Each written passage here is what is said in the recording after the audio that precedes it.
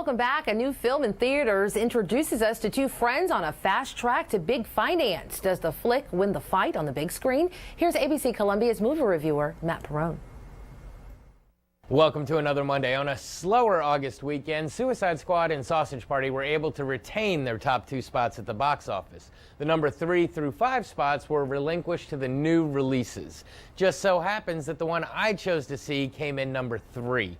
I skipped the remake of Ben-Hur, and I didn't feel like taking in another animated feature with Kubo in the 2 strings. So without any further ado, here's my take on the based on a true story of two 20-somethings turned arms dealers, War Dogs. Our movie begins in the mid-2000s. David Packow, played by Miles Teller, is a massage therapist in Miami. He's also trying to make it big selling bed sheets to retirement homes. At a funeral, he runs into his best friend from junior high, Ephraim Diveroli, played by Jonah Hill. He hasn't seen him in years, but learns that he is in the business of selling guns on the internet. Unsatisfied with his lot in life and with a child on the way, David goes to work for Ephraim, and they begin to exploit the fact that government has to allow small businesses to bid on military contracts. They start relatively small and begin raking in enough money to live a party lifestyle. The pair get a pretty sizable contract in Iraq, but are suddenly met with obstacle after obstacle. They are forced to fly to Jordan and end up having to hand deliver the guns to the US military. After an extremely dangerous run from Jordan to Baghdad, the two have officially made a name for themselves as international arms dealers. Through research, the pair find the contract to beat all contracts, but don't feel that they are big enough to be able to fill it. Suddenly, they find themselves in league with a shady partner who would be able to fill the entire contract, but has to work with David and Ephraim since he is blackballed from doing business with the American government.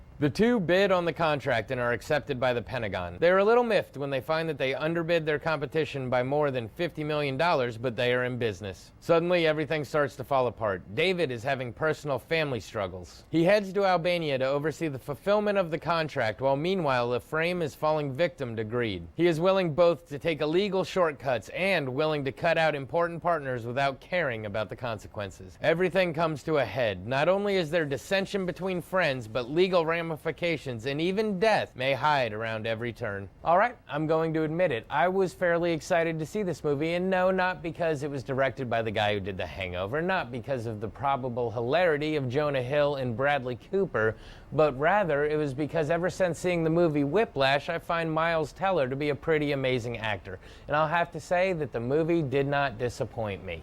It's the American dream taken to the extreme. Two less than educated 20-somethings become wealthy beyond their wildest dreams.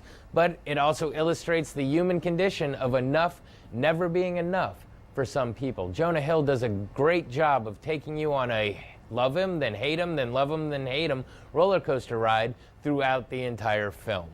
Miles Teller does a great narration, and I'm sure his character portrayal was pretty good, considering that the character he was portraying was actually in the film himself.